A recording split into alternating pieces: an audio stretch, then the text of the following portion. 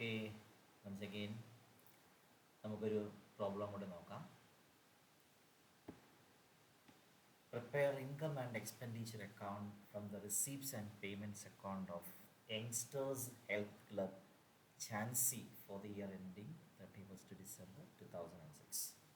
നമ്മൾ ഇതിനു മുമ്പ് ചെയ്ത പ്രോബ്ലത്തിൻ്റെ അകത്ത് ഡീറ്റെയിൽസ് എല്ലാം തന്നിരിക്കുകയായിരുന്നു. നമ്മൾ ആ ഡീറ്റെയിൽസ് വെച്ചുകൊണ്ട് ഒരു ഇൻകം ആൻഡ് എക്സ്പെൻഡിച്ചർ അക്കൗണ്ട് തയ്യാറാക്കി. ഇപ്പോൾ നമുക്ക് ഡയറക്റ്റ് ആയിട്ടൊരു റിസീപ്റ്റ്സ് ആൻഡ് പേയ്മെൻറ്റ് അക്കൗണ്ട് തന്നിരിക്കുകയാണ്. അപ്പോൾ ഈ receipts and payment account cross check ചെയ്ത് നമ്മളൊരു ഇൻകം ആൻഡ് എക്സ്പെൻഡിച്ചർ അക്കൗണ്ട് തയ്യാറാക്കണം. സോ ഓൾറെഡി ഞാൻ അതിന് വേണ്ടി ഒരു ടെംപ്ലേറ്റ് ഉണ്ടാക്കിയിട്ടുണ്ട്. Income and expenditure account of youngsters health club, Jhansi, for the year ended 31st December 2006. ഇനി നമുക്ക് ചെയ്യേണ്ട കാര്യം, ആദ്യം നമ്മുടെ ക്വസ്റ്റ്യനെ നമുക്ക് നന്നായിട്ടൊന്ന് ഒബ്സർവ് ചെയ്യാം. ആവശ്യമുള്ളതും ആവശ്യമില്ലാത്തതും ഒക്കെ നമുക്ക് മാറ്റേണ്ടതുണ്ട്. ഓരോ ഐറ്റം നമുക്ക് നോക്കാം. ഓൾറെഡി പറഞ്ഞിട്ടുണ്ട് ഓപ്പണിംഗ് ബാലൻസ് ക്യാഷ് വേണ്ട. സോ നമുക്കതിനെ ഇഗ്നോർ ചെയ്യാം. സോ ഞാൻ റെഡ് കളർ തന്നെ യൂസ് ചെയ്യുകയാണ് ഇത്തവണയും. സോ ഓപ്പണിംഗ് ബാലൻസ് വേണ്ട. ദെൻ നമുക്ക് വേണ്ട ഒരു ഐറ്റം റിസീപ്റ്റ്സിലെ സബ്സ്ക്രിപ്ഷൻ എന്ന് പറയുന്നത്, സബ്സ്ക്രിപ്ഷൻ, എൻട്രൻസ് ഫീസ് എന്ന് പറയുന്ന രണ്ട് ഐറ്റംസ്. ഇത് രണ്ട് ഐറ്റവും നമുക്ക് ഇൻകം ആൻഡ് എക്സ്പെൻഡിച്ചർ അക്കൗണ്ടിൽ കൊണ്ടുപോകേണ്ടതാണ്. സോ സബ്സ്ക്രിപ്ഷൻ നമുക്ക് ഇങ്ങോട്ട് കോപ്പി ചെയ്യാം. സോ സബ്സ്ക്രിപ്ഷൻ്റെ എമൗണ്ട് എന്ന് പറയുന്നത് it is 16,000, 16,000. Then next item entrance fee 200 രൂപയാണ്. സോ കോപ്പി ചെയ്യുക. എൻട്രൻസ് ഫീ 200 രൂപ കോപ്പി ചെയ്യുന്നു. ദെൻ അടുത്ത ഐറ്റം നമുക്ക് നോക്കാം. റെസിപ്റ്റിൽ തന്നിരിക്കുന്ന ഐറ്റംസ് നോക്കാം. സെയിൽ ഓഫ് ഇൻവെസ്റ്റ്മെൻറ്റ്, ഇതൊരിക്കലും റവന്യൂ നേച്ചറിലുള്ള ഒരു റെസിപ്റ്റ് അല്ല, മറിച്ച് ക്യാപിറ്റൽ റെസിപ്റ്റാണ്. സോ നമുക്കത് എടുക്കേണ്ട, we can ignore it. Then പറഞ്ഞിരിക്കുന്നു സെയിൽ ഓഫ് ഓൾഡ് അൽമറ വിറ്റതിനെ സംബന്ധിച്ചാണ് പറഞ്ഞിരിക്കുന്നത്. അതിൻ്റെ ബുക്ക് വാല്യൂ എന്ന് പറയുന്നത് 1,800 രൂപയാണ്. പക്ഷേ വിറ്റപ്പോൾ കിട്ടിയ പ്രൈസ് എന്ന് പറയുന്നത് 800 രൂപയാണ്. ഇവിടെ നമ്മളൊരു തിയററ്റിക്കൽ ബാക്ക്ഗ്രൗണ്ട് നമ്മൾ കാണേണ്ടതുണ്ട്.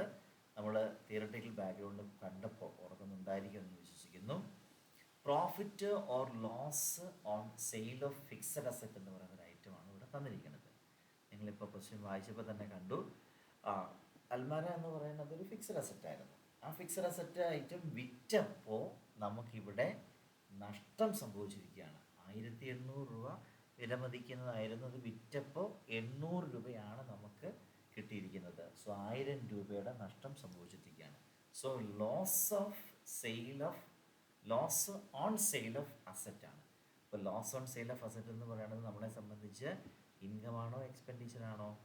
അതൊരു എക്സ്പെൻസ് ആണ്. സോ നമുക്ക് ആ ഐറ്റം തന്നെ നമുക്ക് ആദ്യം കൊടുക്കാം. Loss on sale of assets. Asset വിറ്റതിൽ നമുക്ക് നഷ്ടം സംഭവിച്ചിരിക്കുന്നു. 1,800 രൂപ വരുന്നത് 800 രൂപയ്ക്കാണ് വിറ്റത്. സോ 1000 രൂപയുടെ നഷ്ടം സംഭവിച്ചിരിക്കുന്നു, 1000 rupees. ഓക്കെ, ദെൻ അടുത്ത എഴുതിട്ട് പോകാം. ഡൊണേഷൻസ് നമുക്കെല്ലാം അറിയാം. ജനറൽ നേച്ചറുള്ള ഡൊണേഷൻ ആയതുകൊണ്ട് നമുക്കതൊരു ഇൻകമായിട്ട് ട്രീറ്റ് ചെയ്യാം. സോ ഇൻകത്തിൻ്റെ കോളത്തിൽ നമുക്ക് കൊടുക്കാം ഡൊണേഷൻ. അതിൻ്റെ amount it's only 2,500 rupees. So you can give 2,500 rupees here. ഇനി പേയ്മെൻറ്റ്സിലോട്ടാണ് നമ്മൾ പോകുന്നത്. സോ റിസീപ്റ്റ്സിൻ്റെ കോളം ഏറെക്കുറെ തീർന്നു. ഇനി പേയ്മെൻറ്റ്സിലോട്ട് പോവുകയാണെങ്കിൽ നമുക്ക് നോക്കിയാൽ റെൻ്റ് ഉണ്ട്. അത് റവന്യൂ റിസീപ്റ്റ്സ് റവന്യൂ പേയ്മെൻറ്റ്സിൻ്റെ കാറ്റഗറിയിൽ റവന്യൂ പേയ്മെൻറ്റ്സ് വരുന്നതാണ്. Rent, stationery, then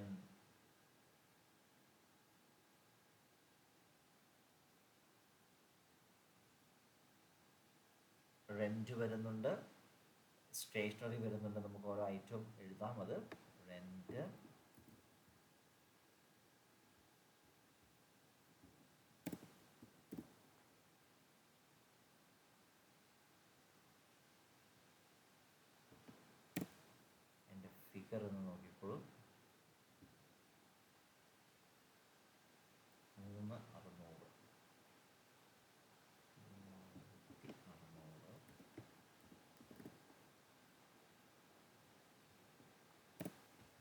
next item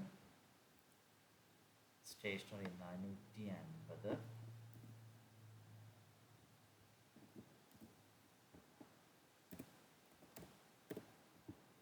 next item salary 4800 salary 4800. Next item purchase of equipments. Purchase of equipments എന്ന് പറയുന്നത് ഒരു ഫിക്സഡ് അസറ്റ് പർച്ചേസ് ചെയ്തതായിട്ടാണ് കൗണ്ട് ചെയ്യേണ്ടത്. അതൊരു ക്യാപിറ്റൽ പേയ്മെൻ്റ് ആണ്. ഒരു കാരണവശാലും നമ്മൾ ഒരു പേയ്മെൻറ്റ് സൈഡിൽ അത് കാണിക്കാൻ എക്സ്പെൻഡിച്ചറായിട്ട് കാണിക്കരുത്.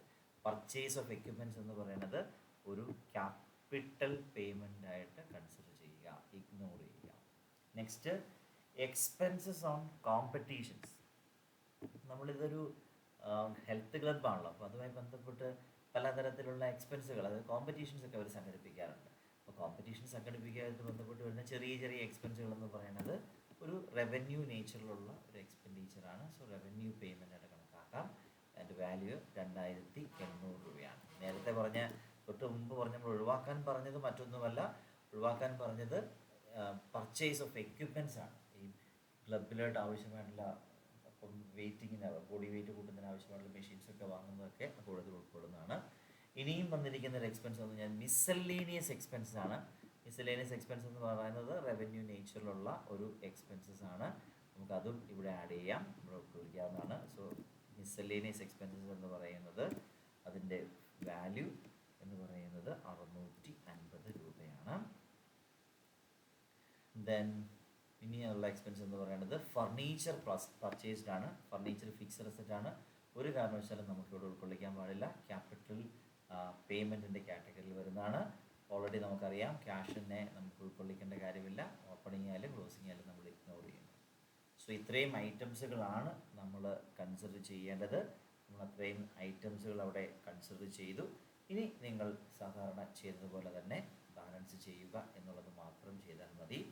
ബാലൻസ് ചെയ്യുക എന്നുള്ളതാണ് നമ്മുടെ മുന്നിലുള്ള അജണ്ട. നമുക്ക് ആ ബാലൻസ് ഒന്ന് ചെയ്ത് നോക്കാം.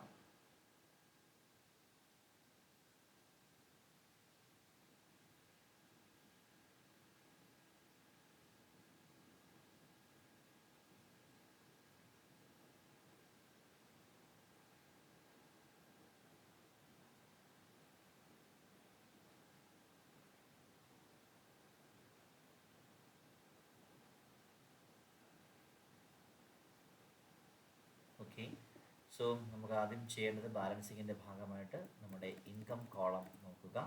ഇൻകം കോളത്തിൻ്റെ ടോട്ടൽ 16,000 പ്ലസ് 2,500 പ്ലസ് 200, 18,700 രൂപയാണ് നമ്മുടെ ടോട്ടൽ വരുന്നത്. സോ രണ്ട് സൈഡിലും 18,700 എന്നുള്ള ഫിഗർ എഴുതുക. 18,600 എന്നുള്ള ഫിഗർ രണ്ട് സൈഡിലും എഴുതുക.